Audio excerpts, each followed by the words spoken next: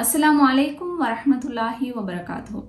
நம்ம நோன்பு திறக்கும் போது எந்த பிரார்த்தனையை எந்த துவாவை ஓதி நம்ம நோன்பு திறக்கணும் அப்படின்னு சொல்லி நம்ம பார்த்தோம்னா, ஹதீஸல்ல நோன்பு திறப்பதற்காக பிரத்யேகமாக எந்த ஒரு பிரார்த்தனையும் குறிப்பிடப்படலை. ஸ்பெசிஃபிக்காக நோன்பு திறக்கும் போது இதைத்தான் நீங்கள் ஓதணும் அப்படின்னு சொல்லி நபி அவங்க நமக்கு எதையுமே கற்றுத்தரல. ஆனால் இன்றைக்கு சிலர் சில பிரார்த்தனைகளை ஓதிக்கொண்டிருக்கிறாங்க. அதாவது அல்லாஹும்ம லக்க சும்து வாலா ரிஸ்கிக அஃப்தர்து அப்படிங்கிற பிரார்த்தனை, அடுத்தது ரஹப இல்லமாவு அப்படின்னு சொல்லி ஆரம்பிக்கக்கூடிய பிரார்த்தனை எல்லாம் சிலர் ஓதிக்கொண்டு தான் நோன்பு திறக்கிறாங்க. ஆனால் இது நபிகள் நாயகம் ஸல்லல்லாஹு அலைஹி வஸல்லம் அவங்க எங்கேயும் ஓதும்படி கட்டளையிடல. இந்த ஹதீஸ் அபூ தாவூத், தாரகுத்னி போன்ற நபிமொழிகள்ல இருக்குது.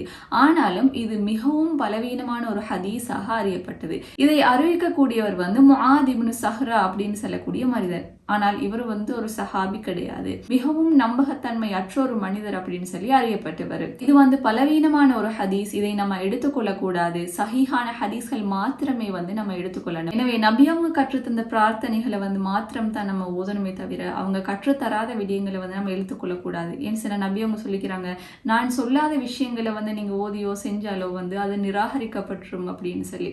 எனவே அழகாக பிஸ்மில் சொல்லி நம்ம நம்முடைய நோன்புகளை திறப்போம்.